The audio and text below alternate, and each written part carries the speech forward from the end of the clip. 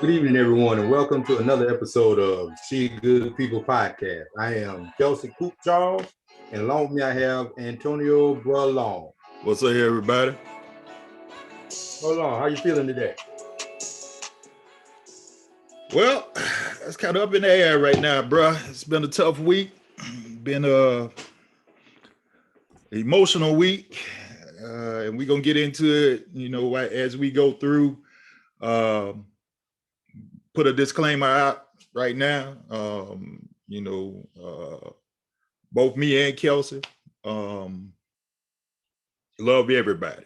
Let's just say it like that. But we gonna be real. It's gonna be real on this one for a lot of different reasons. Because we tied, and this is directed at a certain number of people, and I hope that you all, respect the fact, this is opinion, but at the same time, anybody that knows us knows, what our true heart is. But we're gonna be real about this here because we've been on this earth too long, and we tired of this mess, man. Period. But before we get into the show, we want to highlight our community sponsors. Right now, we have, if you need some makeup, Mary Kay Cosmetic Independent Beauty Consultant, Miss Ebony Fletcher, daughter of Sharpman Fletcher, for those of you that know. If you need to get in touch with her, she can be contacted through Facebook. Here it is, Beauty Salon by Miss Vicky Fowler here in Lugoff, South Carolina. She is the owner and stylist. She will hook you up, make you look nice and lovely for your day out or just for your week. If you need to get in touch with her, just inbox me on Facebook and I can get you her information. And also, one of my classmates, dear friend, been friends since kindergarten, Miss Avery Allen, and her business is all things health and beautiful, hospitality and beautiful. I'm sorry. And they're in the business of making everything in the beauty come alive. They provide event planning, decor, and catering. And on their event planning, they will do large spaces or even do your office for you when it is needed. And then also one of the things that they do is they prepare meal preps for families that are on the go. So if you have a small family or if it's just you and your significant other, they can prep you a nice healthy meal that is of good quality, so you can grab it and go and make everything good for you, and you don't have to worry about taking care of anything. Just heat it up and go. And I have eaten her cooking before, and her grandmother's cooking and her mother's cooking, so therefore it comes from a long line of good eating. All right, Kelsey, let's get into it, baby. Let's see how this go. Again, tough week. We're gonna start off with passing of a legend. A true legend. This man came on the scene probably 1997, 98. During the time when he came in, East Coast rap was still reeling from the death of the notorious B.I.G. Music had turned to Shiny Shoot Me In for Bad Boy. And then this guy came out of nowhere, and the first time you heard him was on 4321 on LL's album. And from that point, when the first time you heard him, you knew, man, who is this cat? And you knew he was gonna be a star. Definitely. I think the first time I heard him was 4321. I mean, he just had this grittiness and this hunger about him that hip hop needed at the time. Like you said, Biggie just passed right before then. Tupac, I guess up to that point, has been probably one of the most, one of the edgier rappers. Wasn't afraid to say how he felt, talk about things. He was more on the political side. But when DMX came along, like you said, there was a buzz about him. He changed the game in so many different ways. I mean, after 4321 came out, I can't remember how long it was before his album dropped. I think it dropped in 98 sometime, but I mean, there was a buzz. Everybody wanted to hear. Everybody wanted to see what he came out with. And Well, he didn't disappoint. I mean, how's it for going now? Get at me, dog. You know, those songs forever be classics. Well, I'll tell you, 4321 was the introduction to the world for DMX. To be on that album with established with the GOAT by itself is enough, but be with established Redman and Method Man and to hold your own, and your sound was different than what they had, and you was like, man, who is this fella here? And then the next time you heard him was on Money, Power, Respect with the Locks before his album dropped. And those last 16 that he dropped on Money, Power, Respect, man, it was like, forget the Locks, forget Lil Kim, man, give me DMX, because I knew at that point, man, this is something that was going to be unbelievable.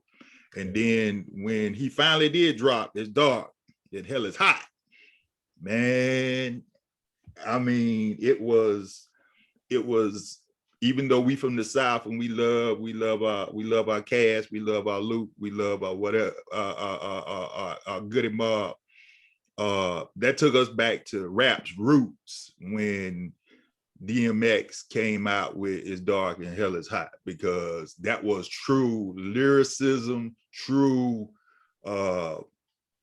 just spitting the game as hard as it could possibly be, man. Definitely. I mean, and you got to think about it. X came in the game at what, about 28 years old? Yeah. He was older than most cats get into it, man. And he was grinding since he was 14. So he was on it in the early days of rap. I mean, yeah, he was doing his own thing in the street, but when he got with Juan Dean and the rest of the, I guess, the Rough Riders crew, they talk about this epic battle between him and Jay-Z, and this split decision as to who won. Some people say Jay won, some people say X won. But I mean, that just tells you what type of company he was in. I mean, he was a battle rapper. I mean, most people tell you he was undefeated. The what could beat him, in between rhyming, he's robbing, but that's his DMX. I mean, you get X. I mean, you get all the X. You don't get just one part of it, one facet of it. But yeah, and that was one of the things that made X so important, not only to the culture, but just in general. X was a human being. A lot of times we look at rappers and superstars, and they are, larger than life. And the thing about X was a regular dude that just happened to have an incredible amount of talent. And X never changed from who he was, man. He let you knew from the start, yeah, I got issues, you know what I'm saying? But my issues don't define me. My issues is what make me who I am. And that was one of the things that I love so much about X, because you knew from the start, yo, man, I'm addicted, and I'm fighting this addiction every day. No matter how hard I fight, it's always going to be there, the more you dig into his story and you listen at his early life, man, it's like, this dude then been the lowest of lows and the highest of highs, man. And in a way, he overcame a lot of situations, but in some ways he couldn't overcome everything that he had been through.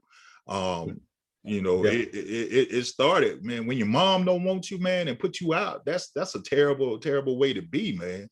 And then one of your friends get you hooked because you smoke a lace blunt. That's that gets you to a level, man, that's just like, it's something against you. But one thing about D, he always was about God, even though what he was going through. And this man had every reason to turn his back on God.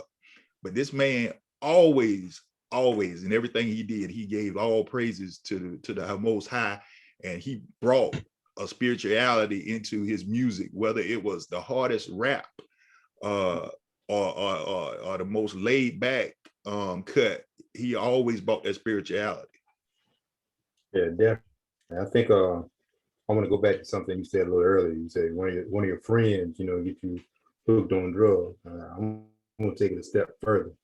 that was supposed to be his mentor. I mean, he took him under his wing. You trust this person, as family, and for them to turn and do something like that to you, I mean, that does something to your psyche. I mean, here it is. You know what you've been through, and it's hard for you to trust. You find that one person you can trust, and that's your dog. Y'all roll together, but he's your mentor at the same time because you're looking at what he's doing, and you're trying to get to that point too. And he goes and does something like that. I mean, after you've been burned and you open yourself back up and get burned again, that's tough. That's tough to overcome. That's tough to deal with. So, I mean, my hat's off to him for being able to overcome and do the things that he's done. Like you said, it doesn't mean he wasn't without flaws, but his work ethic, he was determined. He knew what he needed to do. He knew what he had to do, but at the same time, he just, fell prey to those demons at times. I listened to a Redman told on Jay's Sirius station. 4321 came out. They were shooting the video for it, and the video shoot wasn't supposed to be until 5, 6 that afternoon. Right. X showed up early. Not only did he show up early, he was there 7 o'clock that morning. He was just, and they asked him why he was there so early. He said he just wanted to get in character. He wanted to be prepared. He wanted to be there for the moment. He wanted to soak it all in. So that tells you everything you need to know about X. I mean, yeah, he had his faults. We all do. No one man can point a finger at another because no one's perfect. But at the same time, X did what a lot of us wish we could do. He never hid who he was. Like you said, he was an open book. When you're in the celebrity eye or you're a celebrity in the eye of the public, certain things you try to hide. X wasn't that guy. If he wasn't feeling it that day, you knew. But he always had time for fans. There's so many stories. I mean, I heard so many stories. He was approachable. He was a real dude. Yeah, and that was the thing that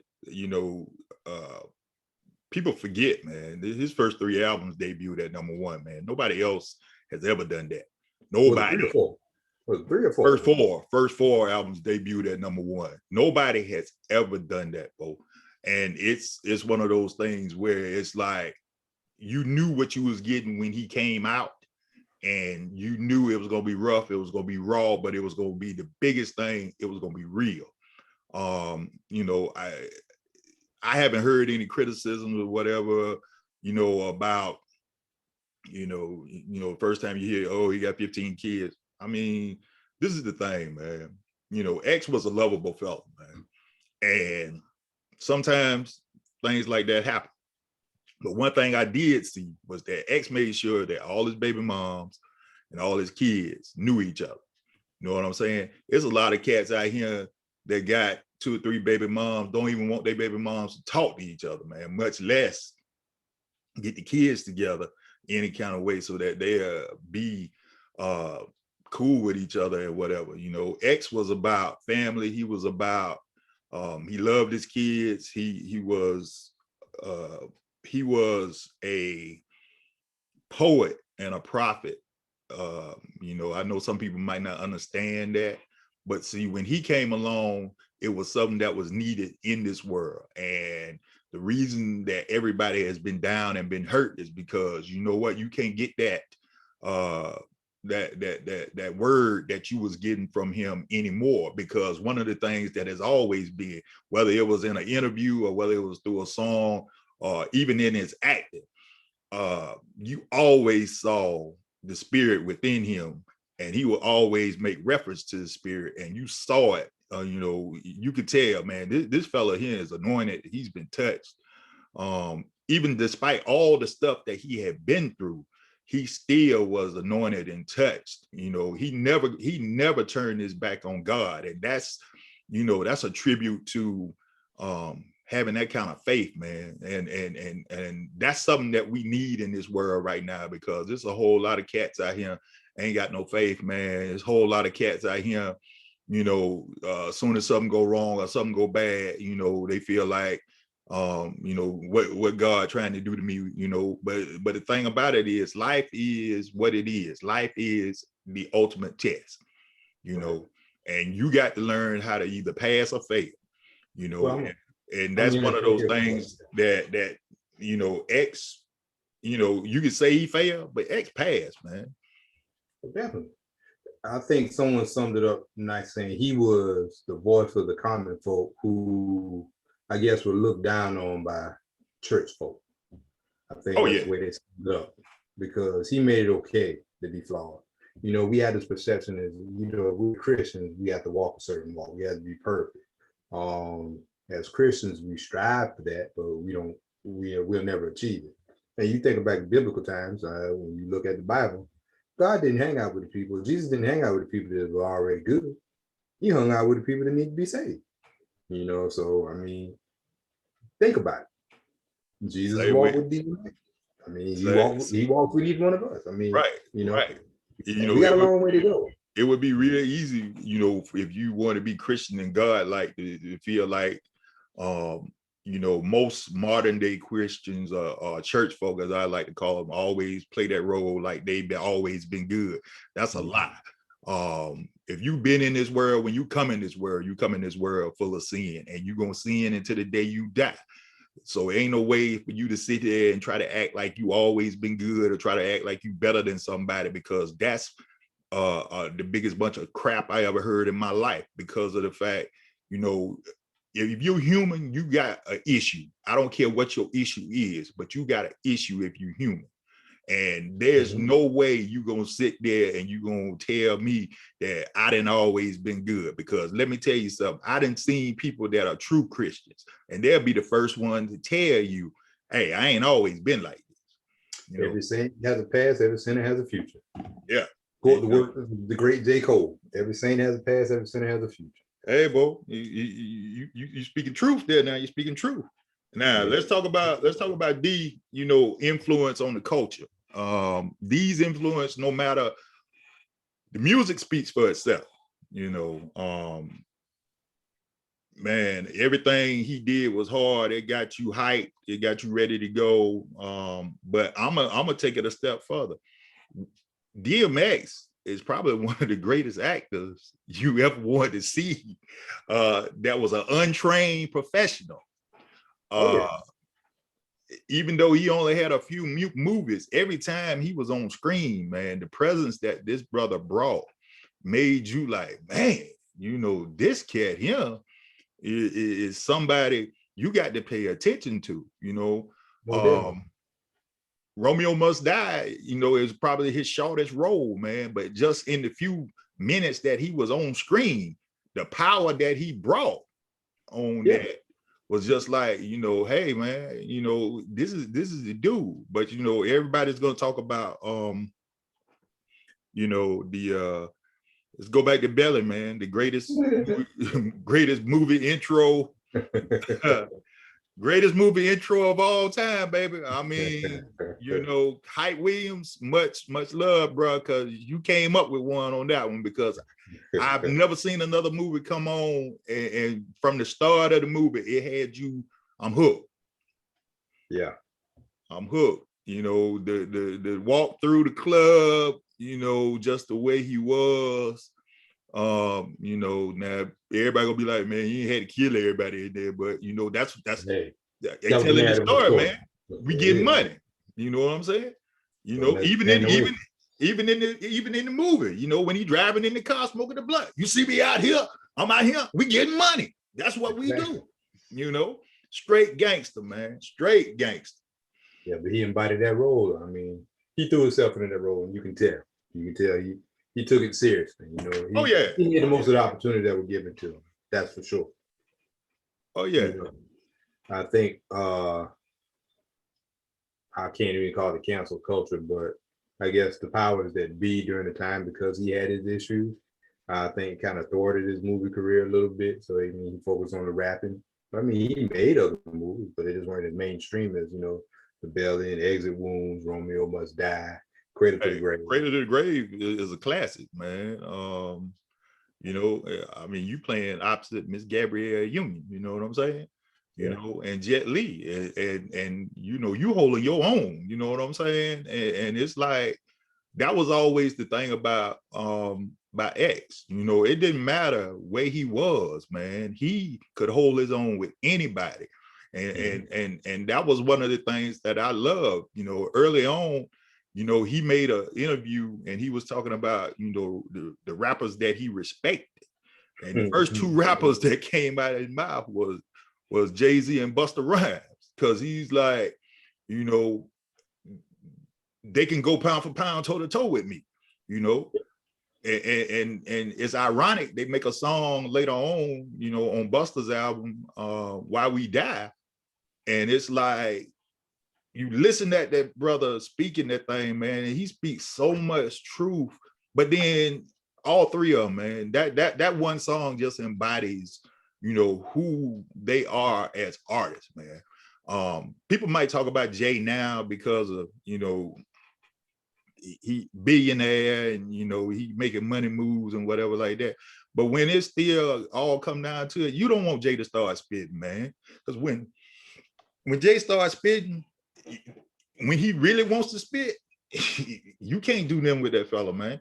You know, when he ain't talking about making the money, you know, and he really, just like right now, his new song, you know, that he got out with Nipsey Hussle, man, it's Jay's bars in that is legitimate.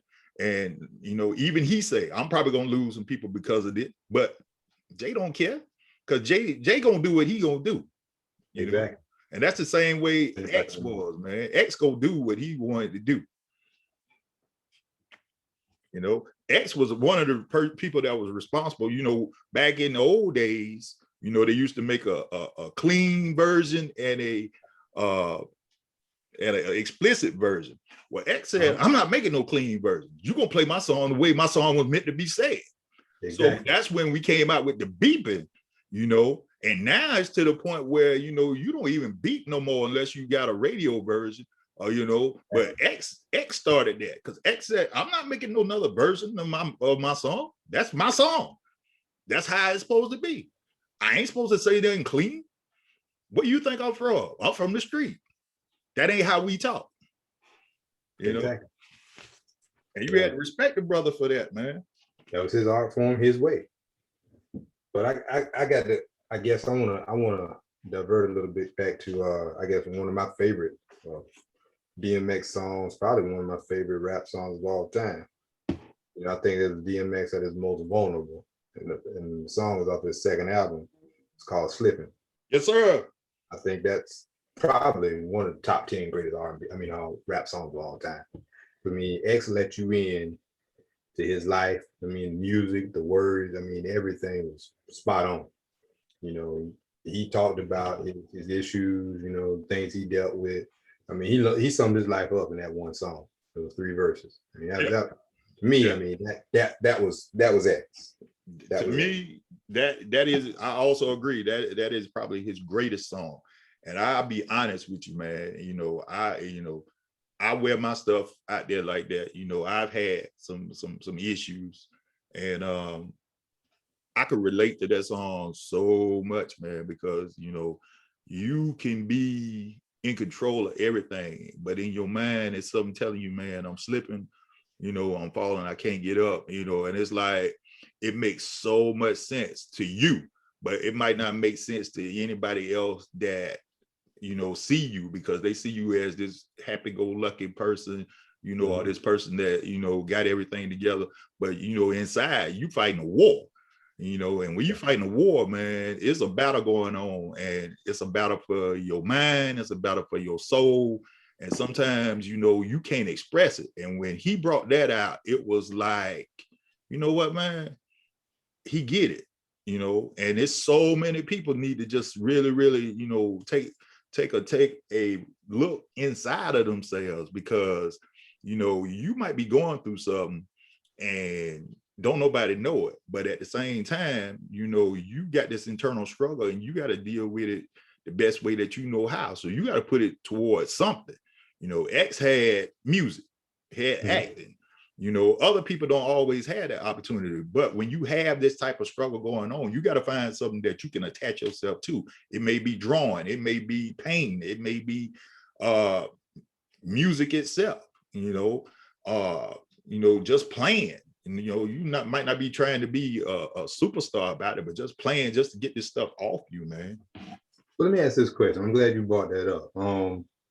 and it's a big thing in the Black community. I think it's not as taboo as it used to be. Because X dealt with a lot of demons, and we all saw him on Fix My Life with a Jan Van Zant. But the question I'm going to ask is this: why do you think in the Black community we're taught to just deal with things instead of, I guess, seeking therapy? And I don't mean therapy as talking to a therapist, psychologist, psychiatrist, but even finding that one confidant, that one friend that you know won't judge you, will just listen. Sometimes, I mean, it's not even about going to therapy, it's about getting stuff off the chest. Like you said, you put that aggression into music, you put it into football, basketball, whatever. But what about just talking sometimes? What do you think, why do you think it is that we're reluctant to do that a lot in the Black community? Well, I think the biggest issue in the Black community is we've been taught from a young age is things that happen in the house, we keep it in the house. You know, you don't let your business be out in the street. So that's one thing that is keeps people from you know, seeking help or doing whatever. But then the other thing, there's this stigma that if you see a therapist or you see a psychiatrist, that there's something wrong with you or that you're crazy. Well, I'll be the first one to sit here and say, I see a therapist. It's not because of issues that I have per se right now. It's because of stuff that I had to deal with when I was growing up. And it still plays a part in my life right now. You know, sometimes you can't go to your friend with certain things.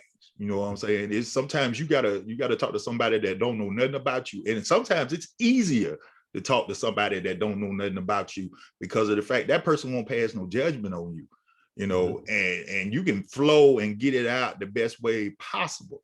You know, like I said, the anybody that lives, life is hard, you know. And anybody that say that life ain't hard, I don't know what kind of life they live, because you're gonna go through some things, you're gonna be tested. I'll be the first one to tell you, you're gonna get mad with God. I done been mad with God a few times in my life, but God still done brought me through. You know, because you got to understand there's ebbs and flows. Life is a roller coaster, man. You know, and a roller coaster go up, down, sideways, turn you all upside down.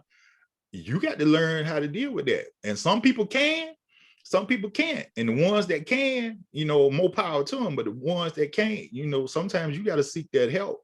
And there's nothing wrong with seeking help, because, you know, if you don't, it's going to take you over and it's going to take you down. And that's not the way you should be. And then I'm going to drop it like this here.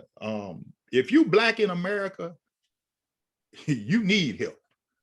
You know what I'm saying? Because your life ain't easy. You know, you ain't living the charm life. I don't care how much money you got or what kind of family you got. You ain't living the charm life. You still Black in America, period. And nothing you do, everything you do is scrutinized to the highest, you know. So there's no situation where you can sit there and say you feel comfortable, because if you sitting there, you talking about you feeling comfortable, something is definitely wrong with you. Yeah, I think the word probably content, but not comfortable. I'm Right. content where I am right now, but I'm still striving to do better. I want to do better, and I want to see change. I think that's probably the consensus that people will have, you know, because life is tough. I mean, it's very, we see it all the time, you know. Is it coincidence that it plays out that way? I don't think so. No, But because white folks got the same kind of struggles, man. It's just a little different for them. yeah, that's true. I mean, if you just, and a lot of things that, you know, that happen, I mean, it could be, you know, communication, conversation. Yeah, I'm gonna put it that way. Conversations can be had, and to let you know, we aren't that, like you just said, we aren't that different. I mean, we all have the same problem. Sometimes, hey, try to make those ends meet at the end of the month, pay those bills, at the beginning of the month, pay those bills. Sometimes, I mean, this pandemic, I mean, if this hadn't been, you know, the great equalizer, I mean, whites out of job, blacks out of job, Hispanics out of job, everybody's, you know, out of job, you know, isolation, you know, Yeah. a A lot of families been broken up, but a lot of families gotten bigger. It's just all about how you approach it. And we all, like you said, we all have everyday struggle. I mean, we all put our pants on one leg at a time. We all eat, we all drive, we all do these things, but we be able to control the chaos. I'll put it that way. Well, Being strong is knowing that sometimes you aren't strong and seeking the help that you need. And that's one of the things we as Black folks have been taught all our life: be strong. And that's because that comes from the mentality of never let nobody see you suffering. And that's a dangerous place. That's a dangerous place to be in. It's a dangerous place to be in, but I understand where that come from, because back in the old days, you couldn't let nobody see you going through something, because then they knew they had the upper hand on you. So you had to internalize that stuff, man. And see, now it's not like that. You gotta let this stuff go, because if you don't, it'll destroy you, man. And that's why it's so many people are going through stuff right now, man. And this pandemic, yeah, you called it the great equalizer, but I'm gonna tell you what the pandemic has done. For people that got true hearts, it open your eyes to a whole lot of stuff, man, because before you might not have worried about this or worried about that, because hey, I can do this, I can do that, I can do what I want to do. But once you get into a point where you can't go do certain things or whatever, a lot of the things that's in your mind or things that's in your heart, it's going to start to come out, because there's no outlet to get rid of certain things, because this clothes or that clothes or whatever. So now more than ever, you're going to see in the next few years, you're going to see a lot more mental illnesses. You're going to see a lot more mental health issues. This thing is really, really going to take a toll on a whole lot of people, man. And it ain't, now I will say, and I'm probably going to sound bad when I say this, we were probably a little more equipped to handle this, just because of the fact that we understood what struggle was, whereas some other folks didn't understand what going through the struggle was like. So this has highlighted the differences in, if you've always been struggling and scuffling and hustling all your life, you can deal with when trouble comes. But when you ain't never had to deal with trouble, or you ain't never had to deal with no issues, that take you to a place that you didn't think you could go, or it take you to a place that was inside you and it shows itself up very, very, very quickly. Well, I think it's certain freedoms have been taken away. Is it, lack of a better term, I guess I could sum it up by saying it's all about discipline. It's training yourself to adjust and adapt. If I'm trying to lose weight, hey, I got to have discipline. I've got to adjust and I got to adapt to certain things if I want to see those results.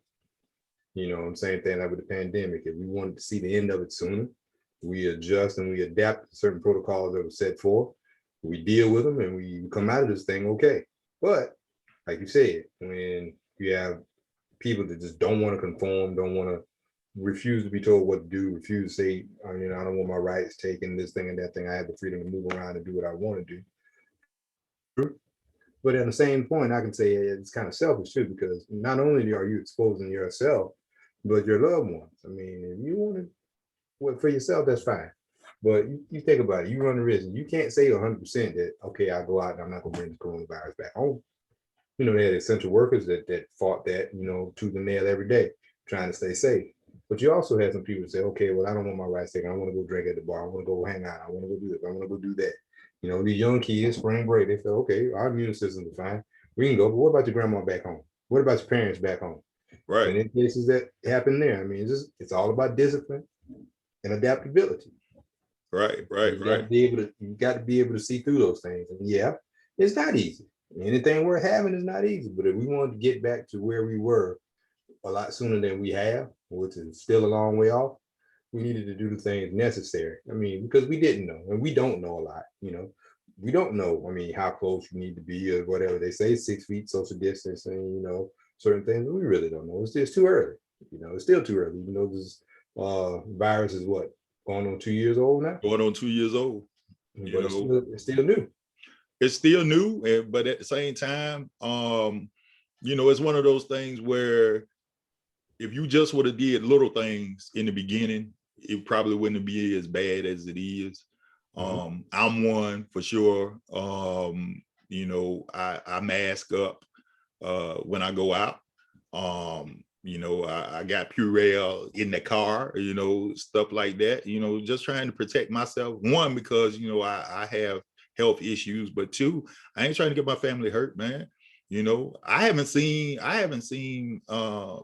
my whole family in a year. You know what I'm saying? And it's not because I don't want to spend time with them. It's just because of the fact, okay, I got issues, they got issues. I don't want to bring nothing to them to do nothing, do any harm to them.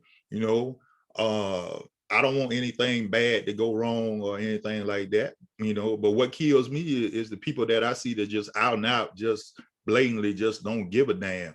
And then it's like, you want to live? And then something happened to them, then they the first ones crying and moaning and whatever, oh, this virus, but you didn't do nothing to protect yourself. You know what I'm saying? Because right now, people act like this thing over with and this thing finna take another turn, man. I mean, I see every day if I go in the store and whatever, I see some mess, man, and I just look at them and I'm like, what is wrong with y'all? Why your mask ain't on? And, and if you do have a mask, why it ain't over your nose? Because where your air go in. But the thing that gets me, the parents are masked up. And they go, oh, baby, no mask at all. Oh, Bo, you just said a word and a half right there. You masked up, but your children sitting there ain't got mask address on. No. Like they can't get. 9 times out of 10 they'll have it, but they won't even have symptoms. They're carriers. They will carry that stuff and they will pass it on, and you'll be the one sick, and you just never know. You just don't know. You don't know, but if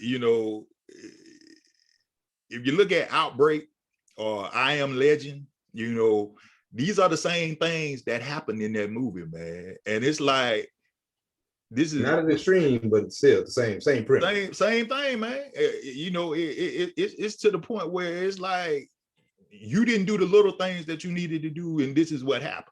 Now you ain't turning into no vampire, but at the same time, you sitting there and you continuing to get sick. You continuing to spread. You doing things like it's normal life. It ain't normal life, man. Not now, no, not now, not at all. And another 2-3 years, you're gonna see a tremendous difference in stuff. Tremendous difference. Yeah. Yeah, life as we know it, I mean, it's changed. And I say that to wrap back up to what we were talking about with DMX and mental health issues and, dealing with demons and different things like that. I mean, I just want to say, because I know we've got other topics to move on to, but I just want to, give DMX his flowers. I mean, he's not here anymore, but I mean, he was probably one of the most real down-to-earth people that you'll ever see in the rap game. He had no reservations about who he was. He understood who he was fully, and people that knew him well loved him, and that speaks volumes.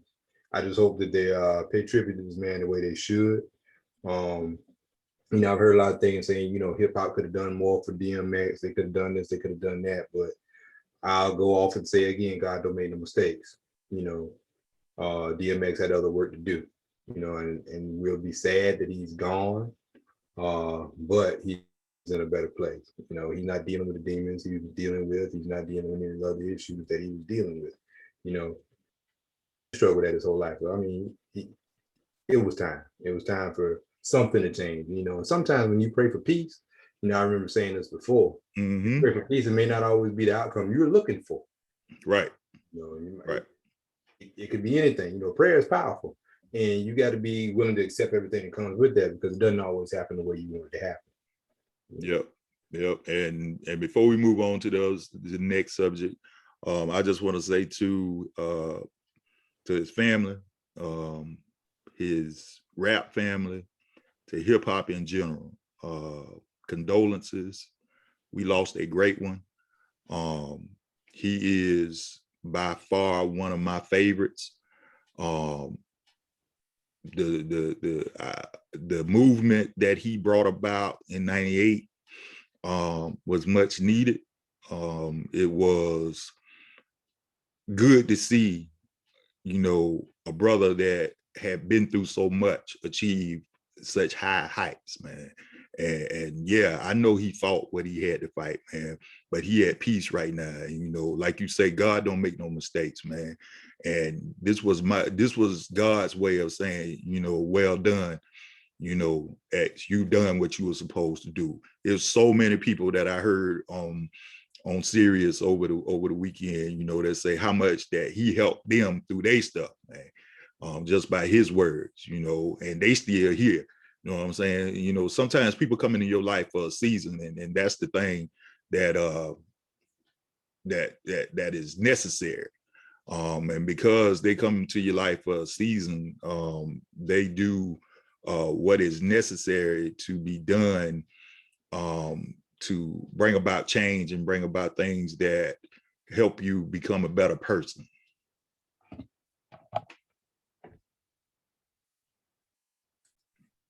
So again, want to say condolences to the family. Much love to your ex. Hope to see you one day, my brother. You know, rest in power. And thank you for what you gave us during your time here on Earth, all right? So now we're going to transition to the next portion of what has been a terrible week. Once again, we got to deal with the senseless killing of an unarmed Black man for some nonsense by the police that ain't no justification for it. Ain't no need to even sit here and try to act like it is. And before we get into this, this is gonna be a real conversation. So it's gonna be some real stuff that come out. So you know, take it however you want it. But I'm just letting you know, I'm tired of this mess, man. Definitely. I'm gonna take it from a slightly different approach. I agree with everything you said, but I'm gonna take it from the approaches. What can we do to change this narrative? We see it all the time. And I'm looking at statistics, and I'm trying to get a better understanding of as to what's going on. What is, I guess my question is, why are these happening? I mean, is it they feel that they're if it's African American, or they're afraid to start, and they escalate the situation, or is that, you know, we aren't doing the right things when stopped or approached? And you know, I wrestle with all of this because I've seen things both ways. I've seen comply and die, and I've seen where you don't comply, you die. But I'm just trying to wrap my head around what needs to change in order for this to stop. I guess that's the thing I'm wrestling with. Why is it continuing to happen? And what can we do on our end? Because I mean, if it is, I've always lived by that saying, if it is to be, it's up to me. You know, me means my community. What can we do to try and put a halt to some of this? Is knowing the laws and understanding the laws a little bit better? I mean, It ain't about, you don't get a chance to speak. So I mean, that's not going to work. So I mean, what is it? It ain't about the law, Kelsey. It's about personal responsibility, and not just the person that's being stopped, but it's on the police too, man. I mean, it's like this brother got killed because he had, first of all, you got a bogus ass traffic stop in the first place. I don't give a damn if there is a law that say you can't have no air freshener hanging from your watch car. What is that to stop anybody for in the first place, man? Because they got a pine tree hanging from their rear view mirror. Come on, man. I agree. That's senseless. That's senseless. And then why you make the man get out the car? Because of the fact he has you stopping him for a traffic violation. I don't get, when you get pulled over for speeding, they don't make you get out the car. So what was the whole purpose? I've had that happen to me. I mean, I've been stopped, what, 6 times? 4 times I knew they were bogus, but I did have to get out of the car one time. Well, I mean, if you're black, you done been through it. I'm sorry. You know, I hate to say it like that, but that's just real. You done been through it at some point. But in this particular situation, there was no call for it. That's no true. call, no whatever. And going back to your question, you know, how do we change the narrative? I don't know, bro. I really don't know, because I've seen videos where white men cuss out the police. Mhm. Police stand there, take it, don't say a word, don't do nothing. White man go about his merry way. I've seen videos where brother just asked, what did I do? Police got him jack up, want to shoot him. I mean, it's one of the dumbest things I ever seen in my life. And all it comes down to is fear and racism and this story that all black people are angry black people. You know why we angry? Because of this kind of mess right here. I mean, you can be the most lawful person in the world, but when you get pulled over for a bogus, why even, this is a training supervisor that did this too, okay? This isn't just some rookie cop. This is a person that is 26 years on the law enforcement. Why are you pulling somebody over for a air freshener hanging from the mirror? What sense do that make? You got to do paperwork. I mean, you got to do paperwork for that, man. If that would have been just a regular traffic stop and nothing went on, you got to do paperwork for that kind of mess. What cop want to do that? Nobody wants to do that dumbness like that, man. That there was pure and simple. You trying to show, I got a badge, I got a gun, I'm gonna show you I'm Billy Badass, period. And now you quit so you can keep your pension before you get fired, so you can make sure you be all right. The same thing with the police chief. You quit so you can get your pension. That's the biggest bunch of shit I ever seen in my life. All y'all need to go to jail because all y'all wrong. Fire everything. You shouldn't even be having this conversation because it's stupid. That's true. But on the other side of it, there's that gray area. And unfortunately, until we do something on our end as voters and change some of these laws, you know, I feel this will continue to happen. That's the only way I know how to fight it right now, other than, you know, teach and keep teaching and keep teaching. But here again, you taught, but it still didn't do any good. But what I'm going to ask is this, I know this is far out, man, and I know, but I'm just brainstorming ideas here as to how we can try to make this different. Now, we see cops killing blacks all the time on camera. Yeah. Have you ever seen the other way around? Nah. Did you know that? I mean, for the last 5 years, there's been almost twice as many Caucasian kills as blacks. Why don't we ever see that? Because that ain't news, bro. That ain't news. It needs to be. But it needs to be. But see, just like with the insurrection on January 6th, if we didn't see it, we wouldn't have never believed it. But see, this is the difference. We sat there and laughed because of the fact we've been knowing y'all like this for the longest. This ain't nothing new to us. We knew what it was. Let me tell you something. For everybody that sit there and have criticized Colin Kaepernick, you a lie. Talking about Blue Lives Matter, black, it's about the military, it's about the national anthem. Shut the hell up. You need to stop this crap right now, okay? Because all of you that was there in Washington on January 6th, you didn't give a damn about the police, you didn't give a damn about America. All your ass was doing was following up the orange pumpkin. That's all you was doing. Whatever he said, they stole the election. Please, there is 358 million people in this country. 161 million are eligible to vote. If you count up the votes, it was 84 million to 77 million. That's 161 million people. Simple math. But see, they don't look at nothing like that because they listen to propaganda. What Fox News tells them, what their own people tells them. They don't listen and don't pay attention to what they need to be looking at and what is the truth out there. Okay, y'all didn't care nothing about no police when y'all bashing his head in with no fire extinguisher. Y'all didn't care nothing about. You had a military man just last week got pulled over for speeding. Why is he pepper sprayed? He got pulled over for speeding. But you so-called love the military so much and whatever. He was a black lieutenant, an officer, not a private, an officer.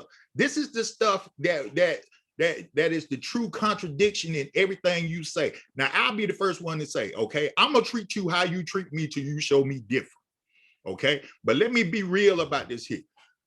None of this is surprising to the black community, okay? Now the Asian community is putting up with what we had to put up with and still put up with every day because now they being attacked because of because you had somebody who was your leader telling people the Kung Fu virus, the China virus. That's the dumbest thing I ever heard of in my life. Dumbest thing I ever heard of in my life, man. Ain't nobody say nothing about the Black Plague. Oh, that was a European virus. Nobody said nothing about that. No, but this fool come out and say that, and everybody gravitates to it, and everybody feels like it's good. I mean, is it just me, or is it just has everybody lost their damn mind? I think everybody, like you said, with this pandemic, I mean, everybody's in their own world. Everybody has a process, and everybody, I guess, I don't know. I can't put my finger on it. But the only thing I could say is, at some point, it's going to have to come to a head. And it's getting to that point now, but I mean, it's not good for America at all. I mean, we talked about it a little earlier. We're not that different. The same things we go through, they go through. But for whatever reason, if it happens to us, it's glorified. And that's got to change. I mean, you look at Minneapolis right now. That's the fourth one that I know of. The fourth It's police fourth one involvement in the last 5 years. I mean, out of all four, I mean, two are still pending. But the Asian cop that killed Philando Castile, nothing was done. The Somali, I guess, refugee cop or whatever he was, they killed Justine. She has a Russian name, Resiznik or something like that, but I think her name was Justine Damon. He's doing 12 years for manslaughter. And if you listen to what the prosecution said, the reason why that happened because he wasn't properly trained. He went through a fast track type program and he needed more training. Now, if America had listened to what Cap said, you know, instead of dismissing him because he knelt, you know, however he felt about it, I mean, he gave his reasons behind it and he said it, you know, police need more training. And I'm not a cop, you know, anything, I'm not bashing them. But if it hits home, it's probably need to take a look in the mirror. But my thing is this, you got a lot of good cops out there, you got a lot of good people. You got some bad cops, you got some bad people, you know, but the one thing that people probably always fall back on is, well, blacks kill blacks. Yeah, that's true. I'm not going to sit there and deny that. But you have people that are sworn to protect that are doing the killing. You know, white and black. I'm not going to put one out there without saying the other. But I mean, it's a bigger thing when it comes to us. And you got them killing both. Like the stats don't lie. I mean, you got double. But the thing that's concerning to me is Caucasians make up what? At least 60%. It used to be 81%, but it's a little bit lower now. Right. Blacks make up roughly 12%. And you're talking about 400 killings versus 230. You know, it's still a big percentage-wise. It's still a big gap there. Yeah. You know? So it still means percentage-wise, we're still being targeted more and killed more. And it's not in these areas where I guess is you know, people say, well, look at Chicago, there's a place like Baltimore, Los Angeles. You don't hear about it in places like that. You hear about suburbs, you know, Minneapolis. I mean, you got a small demographic there, but this is where you hear about these things happening. Or what's so threatening about that, you know? And you have to look at it at this too. How many people are being killed that are unarmed? You know, I think if we take a look back, and this is me and wishful thinking, you know, it probably won't happen. But if they look at it as a whole, black and whites being killed, something probably would happen. I don't know what that would look like or what that would seem like, but I mean, a lot of the stuff that's happening, and I took a concealed weapons training class, and I understand that, when your adrenaline gets pumped, because I saw the videos plain as day. Cop had the person subdued on the ground. His partner still discharged her firearm right next to him because the adrenaline was going. You get that fight or flight in you, and you're already escalated. You're already at that point by the time you get out of the car, so there's no telling what's going to happen. How do you keep yourself calm in those situations, not to escalate a situation? Because I mean, 9 times out of 10, by the time they hop out the car, it's already escalated. It's already escalated, and nothing good ever gonna come out of that. So I think conversation needs to be had. And this is me and Whistle thinking. I know, but I think if we put it all out on the table, and like we said earlier, if you're transparent and you can see what's really out there, I think some changes would happen. Now, is that going to happen?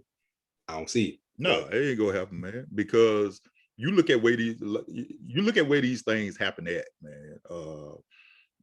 Most of these unarmed Black folks that are being killed, or like you say, in the suburbs, but they're in smaller cities. You know what I'm saying? You don't hear about you don't hear about unarmed man in Chicago, because see, that ain't gonna happen. Because Baltimore, Los Angeles, but no, that ain't gonna happen. Because see, you do that kind of stuff there, they gonna burn the city down. Because it's those cops understand what they up against. You know what I'm saying? They ain't trying to show out. They know what the situation is. They know that the streets run those cities. You know what I'm saying? They just trying to be keep things under control. You know what I'm saying? But in some of these other cities where this is happening, like I say, they try to show, I'm big and bad. Bro, you only make $30,000 a year. You ain't big and bad. The only thing make you big and bad because you got a sidearm on your side. That's the only thing making you big and bad. But do you think some of it's learned behavior though? Because I mean, so many of the officers have gotten off, and in a lot of cases, some of the families have been paid, but the officers have never been punished. Do you think that's a learned behavior? Or if you go back and look at their records, now if I get in trouble on my job 1 or 2 times, guess what's gonna happen? You fired. Now, you got some of these, when they come out, these are some repeat offenders, a lot of complaints. Right. You got to take that with a grain of salt, because I mean, you have to, because you look at patterns, things like that. You see certain patterns. If it's a repeat offender for a certain demographic or a certain thing, hey, you got to take a look at that. That might be a flag. It's just like when it comes to these school shootings. I mean, it just had one happen, well, in Knoxville. It could have been a lot worse, but there's signs. There's always signs.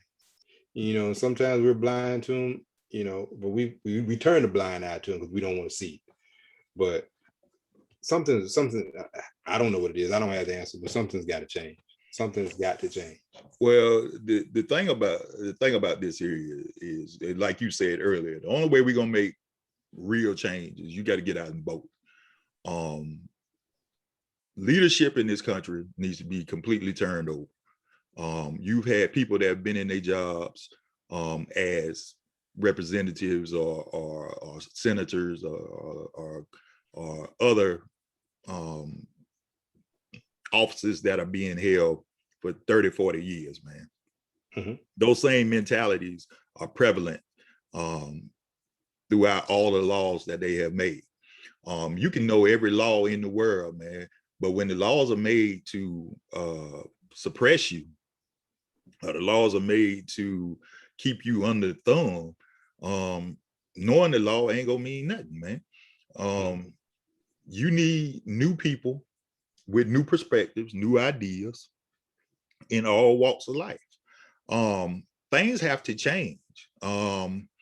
We living in a police state, and there's no reason for it, because of the fact, one of the things that is always, when things happen with guns, one of the things that always brought up is, United States have more guns per capita than any other country in the world. Tell me why. Tell me why. Because you ain't hunting. I'm sorry. Ain't nobody going in the woods talking about, I need a bear, I need a bison for some food. You taking your ass to the grocery store to go get your food. So why you need all these guns? You know what I'm saying? It's And been then you ingrained get in my upset, mind. and then the one that kills me more than anything is, okay, you have the right to have your gun. I have no problem with that. Why you need a machine gun? Yeah, the bump stock and all that stuff. I mean, now don't get me wrong. I mean, the argument can be had is, why do we need fast cars? Speed limit is only 70 miles an hour. You got Charger, Hellcat, and all that stuff making 900 horsepower. These people aren't taking them to the track. These everyday driving cars. But if you get caught, what happens? Oh, you going to jail. All right, then. If you don't kill yourself in the process. Right. But why when it comes to guns, it's not the same principle? That I can't understand it. But my thing is this. I mean, to each his own. They can have those, but my thing is this too. There needs to be some policing around it. I mean, I'm all for guns. I don't own any, but I'm all for it. I mean, you want to shoot, you do whatever.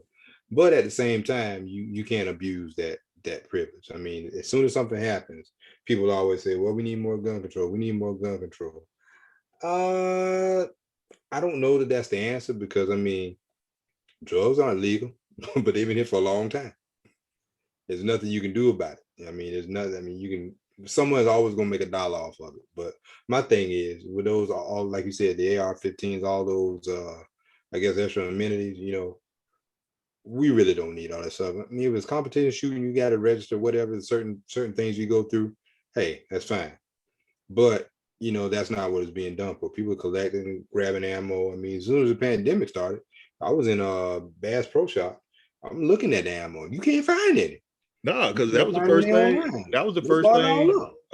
One of the craziest things I heard when the pandemic first started was, man, people gonna start trying to rob your house and looting it and all this here when stuff started going bad. And I'm like, man, please, ain't nothing going bad like that. Y'all just love y'all love y'all guns more than y'all love y'all women. Period. Because you want to bust your gun, but you don't want to bust no nut. That's the biggest thing. That's your high. You want to bust your gun. And I'll be the first one to say, I don't have a gun. And there's a good reason why I don't have a gun. Because I'm not gonna show it to you. That's it. Well, if it come out, it's coming out. Well, that's what they teach you, man. Concealed weapon training. You pull out, you best use it. It ain't, this ain't no Ice Cube moment. We got a problem here. Nah, we ain't got no problem, dog. When you hear it, all you gonna hear cacao. That's it. You're gonna be wondering where it's coming from. And coming from a brother that has been shot at before in his life, you know what I'm saying? It's unnecessary, man. But you know the distinct sounds of what you hear and when you hear it and what you're supposed to do, though. But this is the thing, rolling all this back. I mean, there is an open season on people of color. I ain't gonna just say, I ain't just gonna say Black people. It's an open season on people of color. And it has been like that for 400 years in this country, man. Everything that has been gained in this country that makes America what it is has been stolen, has been taken, has been forcibly removed from the people that actually had it in the first place. We love to talk about the plight of the Black man in this country. Ain't nobody got it worse than the Native American. I don't care what nobody say. You've been moved from your homelands. You've been moved to reservations. We was taken on a boat ride, but nobody came here and robbed you of what was yours. We got taken. And this is the thing. And what a lot of Black folks don't realize is we were sold into slavery by other Black folks. So don't sit there and try to act like we always been good, because we ain't. Okay, it's been one of these things. Everybody needs to learn their lessons and understand what the situation was. It was free trade. All right, it was part of it. They came over, they took us, they brought us here, took us away from our culture. That's why we are so messed up as we are, and made us into what they wanted us to be. Now they then started with a new group of people doing the same thing with them, the Asian Americans. Now, you can say it's because of the pandemic, but there's a large resentment to Asian Americans because of the fact Asian Americans are some of the most disciplined people that you ever want to meet. You know, they go about they day, they do what they supposed to do. They same thing like Hispanics. They are disciplined people.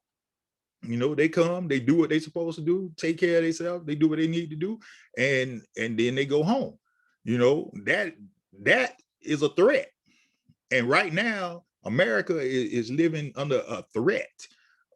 White America, that is living under a threat because they feel like their way of life is being threatened and they can't adapt to the situations, you know. So they getting mad about everything, you know. They get mad because you dating them. They get mad because, you know, you more athletic. You know, they like, hey, this is my country. And that's the biggest, and anytime I hear that, it pisses me off every time I hear it, man. It really does. I'm like, bruh, you ain't got no country. You an immigrant just like everybody that's here.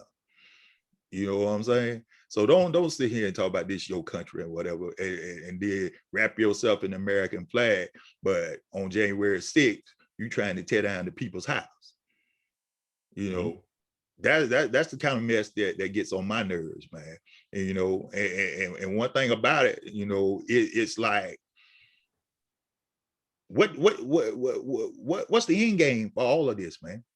What is you hoping to gain? Power. It's power. That's the end game. It's power and control. That's what everybody control. Well, the thing like this here, you know, this power and this control, right now, these 50 states is a burning cauldron, okay? And this burning cauldron right now is getting ready to explode because of the fact, and it ain't because of no pandemic. We ain't going back to the way things used to be in the 40s and the 50s. It ain't happening. Ain't happening. So get that out your head right now.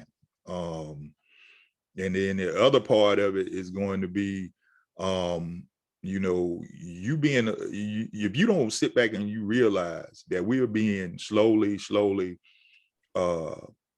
overtaken in the world stage as the leaders of the world.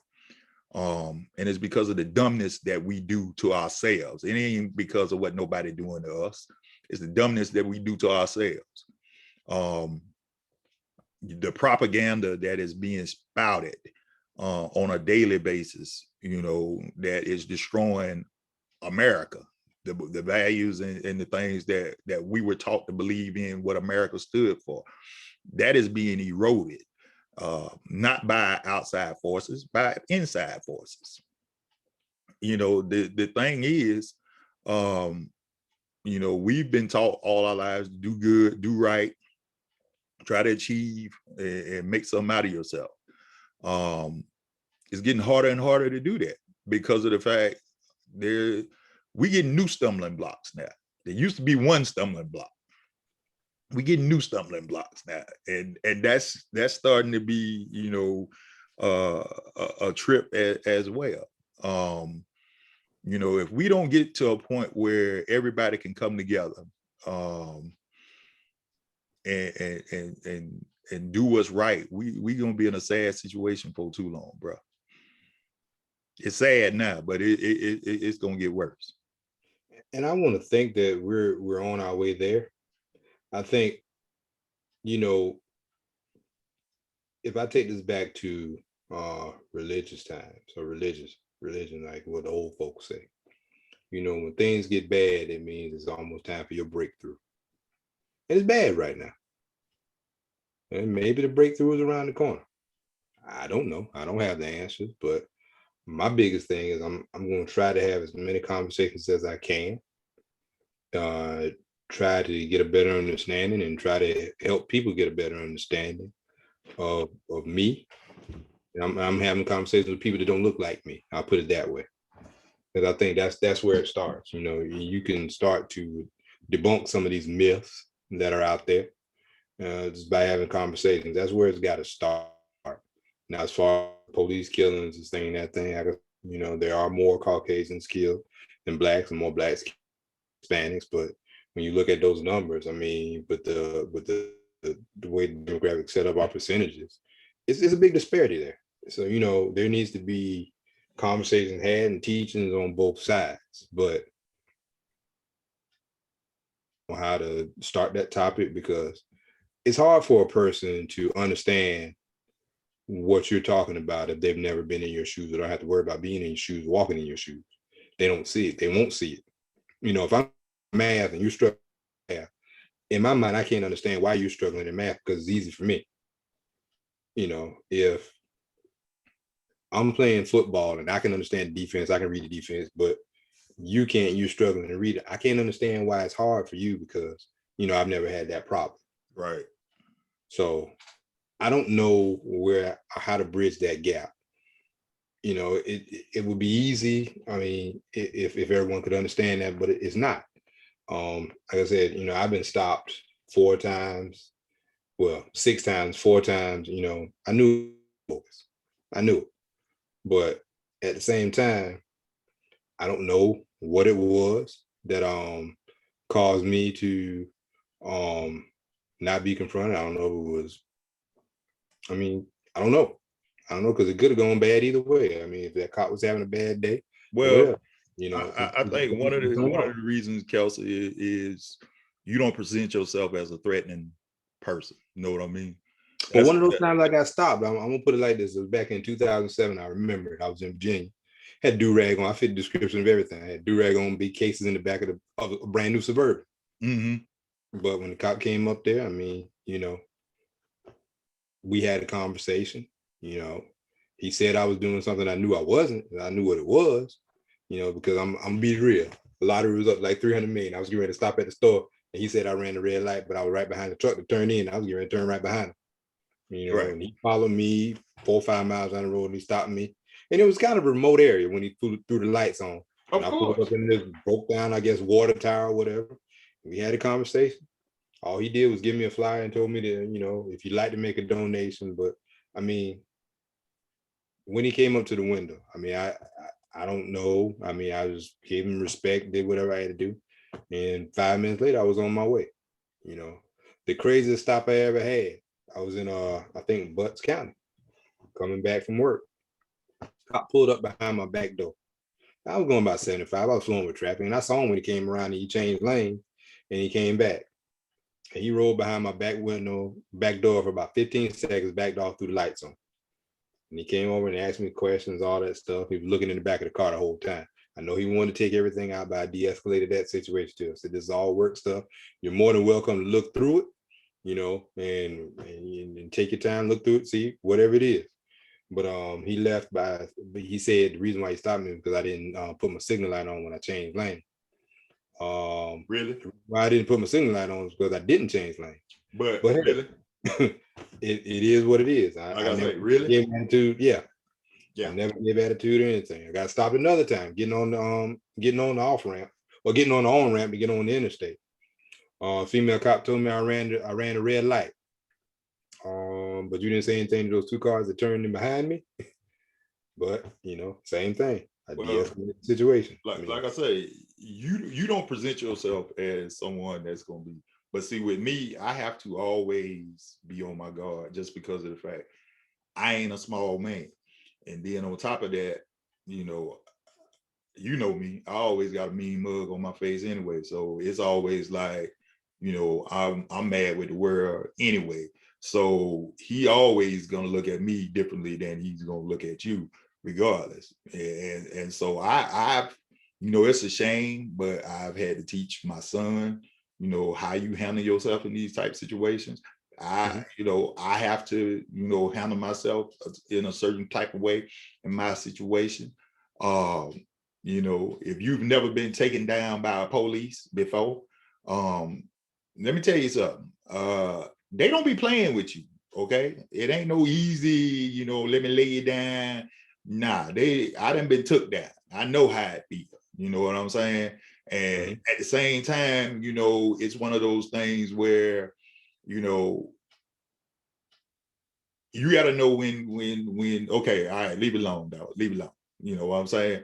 And your whole purpose is get through this and move on.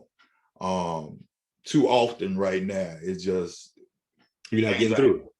Things are happening and they ain't getting through it, man. And I don't know what's gonna change. I don't know what it's gonna take to change. I'm hoping that the Chauvin case, from what I've been seeing, it looks like it's going in a positive direction for a conviction. But I swear, if he don't get convicted, man, you can tell Minneapolis bye-bye. You can tell Minneapolis bye-bye, man. It's at that point. They didn't have 4 straight days of riots now, and if that turns around and that don't go in the right direction, Minneapolis is gone. I can pretty much say that. Because there is no justification whatsoever for the murder of George Floyd. But if they burn it down, who does it really benefit? Because when we burn stuff down, where do we burn? We burn in our neighborhood. But this is one of them where I feel like, man, this is gonna spread more than just our neighborhood, because this is, this ain't South Central LA 1992, man. This one here is this is gonna blow up, and it's gonna blow up bad, and it's gonna be one of those situations where it's gonna get out of control. Hate to say it like that, but just being real about the situation, because and then just when I said that, I just thought about this, man. 1992 been 30 years ago. Why are we still talking about this? Number one, the same stuff. You know what I'm saying? Ain't nothing changed. What changed? Some things changed. Social media brought it to light a little bit more. I mean, it's more prevalent. The only difference is everybody got a camera on their phone right now. In 92, when Rodney King got beat, if it wasn't somebody there with a videotape, we would never known what happened and saw what happened. But again, in our community, we know that type of stuff happens. You know what I'm saying?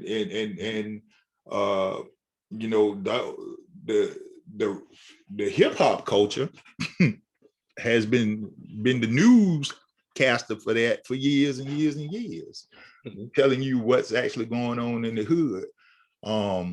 Now everybody see it, and we've been trying to tell y'all this for 40 years. Y'all act like y'all this brand new to y'all or something. But you gotta think about it too. I mean, there's no excuse. I know there's no excuse. We're not too far removed from really having our freedom. 56, 57 years ago, 1964. Yeah, I know. And then some of those old ways had to die out. And some of it is still alive and present. I mean, a lot has changed. But, and then here again, too, I have to look at myself and say, how many times have I seen something wrong and just walked on and never said anything? Yeah, a lot of that going on. People know that things are wrong. Right. But a lot of people want to err on the side of caution, stay neutral. I don't want to set that one. So I stay neutral. But if you're neutral, you're just as much as a part of the problem. For sure. Problem. And I think you said it, and I know we got to get off, but I'm gonna wrap my stuff up like this. I think this podcast was very serious. I think that conversations need to be had regardless of color. If you're Caucasian, have those conversations with your kids. If you're Black, have those conversations with your kids. It takes a village. So, I mean, if we have to call, by any means necessary, we've got to preserve ourselves. That goes without saying.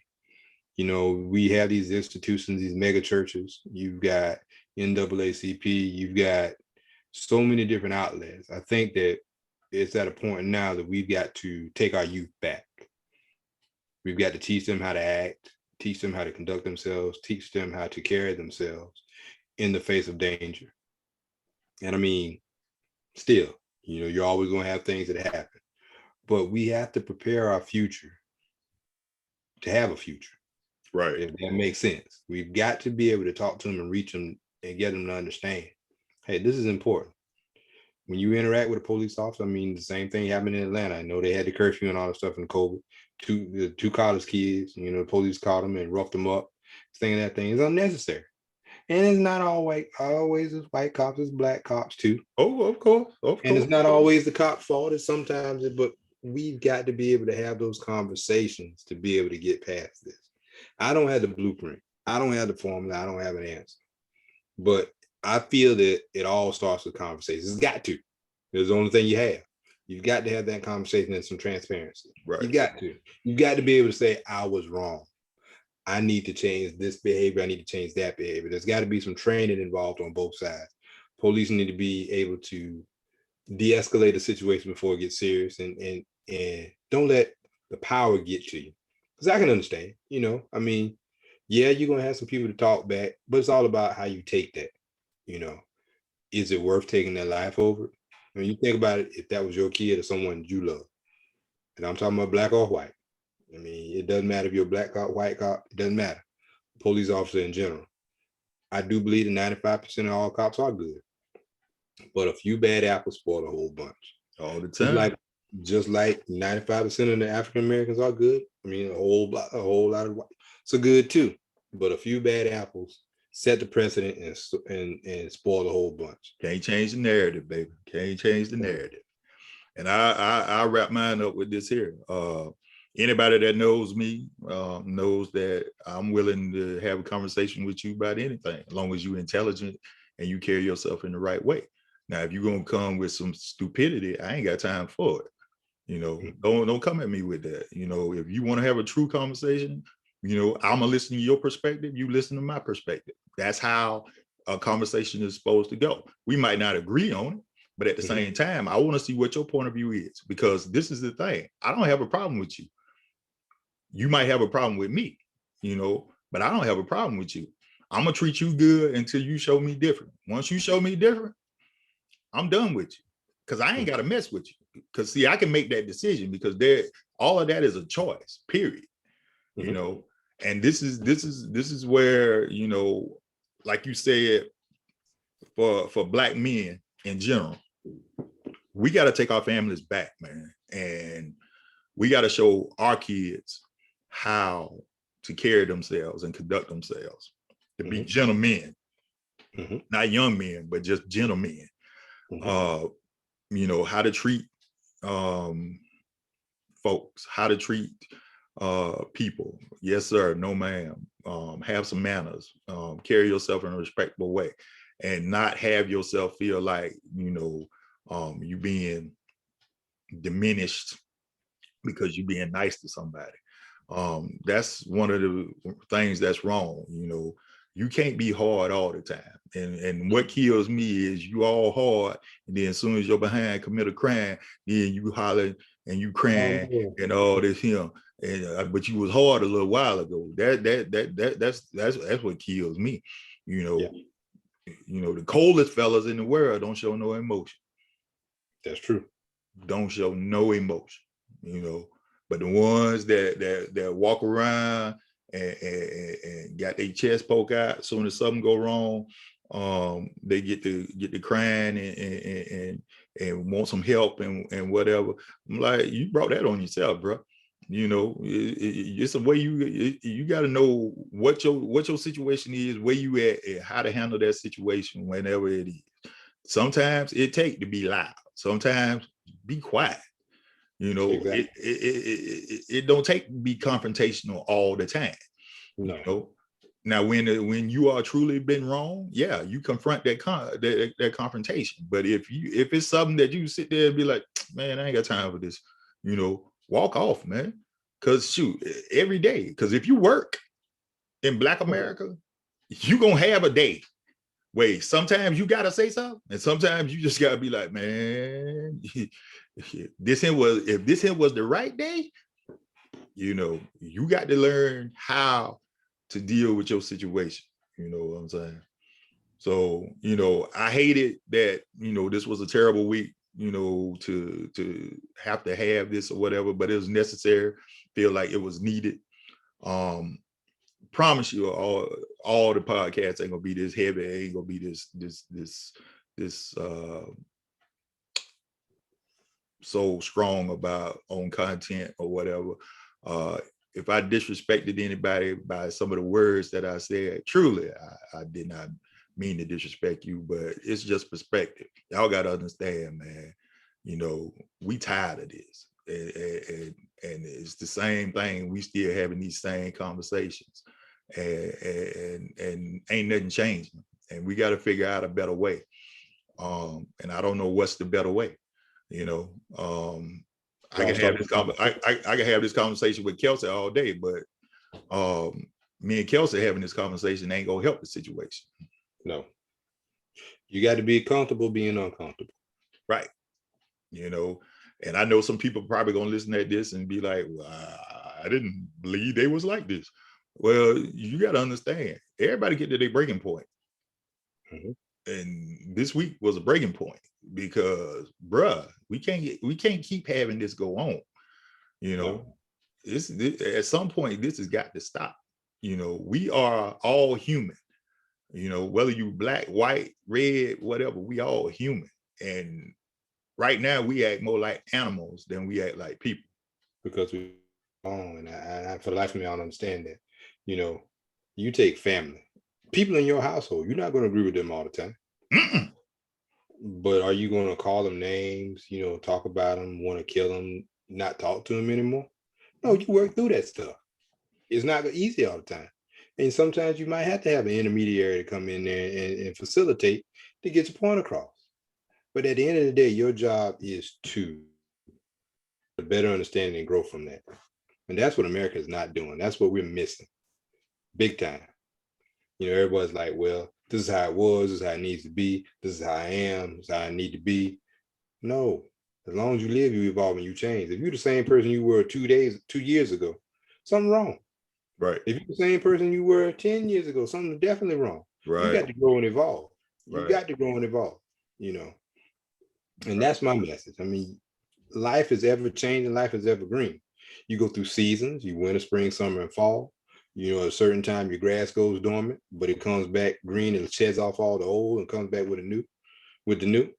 I mean, we as people need to be the same too. I mean, yes, we made some advancements, but as far as relationships goes and interaction with people, I don't see much changing. I don't think much is changing. We need to be far past this by now. You know, we need to be able to have a conversation. We need to be able to talk to each other, understand our differences, and be able to move forward as people. I think our kids do a better job with this than we do, man, just because of the fact they've been with each other longer than we have. You know what I'm saying? There hasn't been that separation that we grew up with. You know, I think they handle it better, and I think they gonna be the ones that really make the change. If the influence is right, because you think about it, no kid is born in this world knowing, hey, we weren't. We didn't see color. We knew we were different. I mean, but other than that, hey, I can play with this fella. I can play with that fella. So at what point do those conversations come in, you know, that starts to change the person's perspective? It's who you hang with. It's who you it's the company you keep, man. You know, I grew up in the MTV generation, you know, when there was no black people on MTV. So I got to enjoy white music, you know, love it. You know, I can sit, you know, just as well as I can sit and listen to Outkast, I can sit and listen to Metallica. It don't bother me. You know what I'm saying? Because I appreciate music for what it is. Exactly. And that's because, you know, that's a learned behavior. You know what I'm saying? Appreciate it for what it is. Racism is taught. It is not, you're not born like that. No. You know, fear is taught. You're not born like that, you know. So in order to change that, you have to take away those people that influence those types of actions and reactions in folks. And not necessarily, I mean, take it a step further, people, I mean, just influences in general. You know, be it a person, a thing, or whatever it may be. I mean, and you've got to, I mean, even with the monuments and things, you know, I was on the fence about that because you can leave a monument up. It's not going to make a difference. However a person feel, they're going to feel. monument ain't gonna make it no different.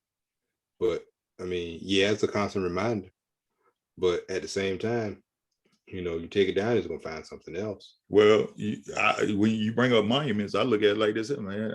Me and you grew up in South Carolina. Exactly. For years, the Confederate flag flew atop State House. To us, didn't stop us from doing what we wanted to do. We went and we achieved what we wanted to do. But to like my parents and my grandparents, it's a slap in the face to them. You know what I'm saying? So it's all perspective. It needed to come down because of what it represented to them. When we went to school, we had kids coming to school with t-shirts on, belts, on their coats and whatever. We just looked at them and like, whatever, man. It wasn't no thing to us. Yeah, I mean, shoot, some of them wore school. We play together outside. I mean, it is what it is. It is what it is, man. I mean, if it has that power over you, if it has that much power over you, it controls you. If it doesn't have that power, I mean, it can't get a reaction out of you, and you're free to move on and do something else. I mean, right. That's the we've got to be good stewards of ourselves. I mean, we can't control it, and as long as we live, there are going to be things like that happen. But we've got to be able to do our part to reduce the number and to give our people the information, to be able to move forward and understand what needs to happen. That's a conversation. I don't know what that conversation is going to look like, and I don't know when it's going to get to the breaking point, because I mean, you see it on TV every day. I mean, a parent is standing there crying because they lost their kid, and they're pleading for peace, but I mean, you got to relive that every day of your life. It's not natural for a parent to bury their child, True that. Regardless of what happened. I mean, the bigger picture is Dwayne's Wright mother is never going to be able to hold her baby again.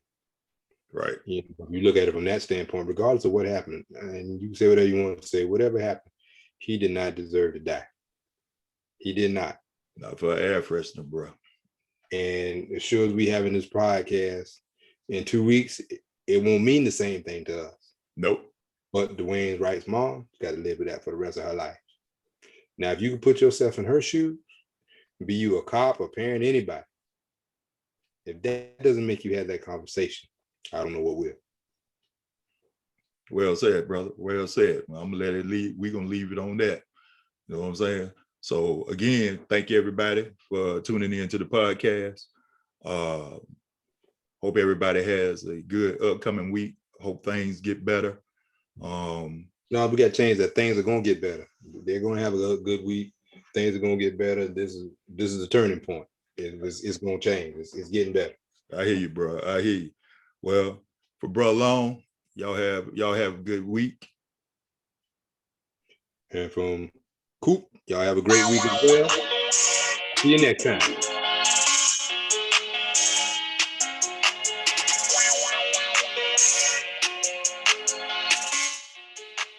Your polo made the beat, boy.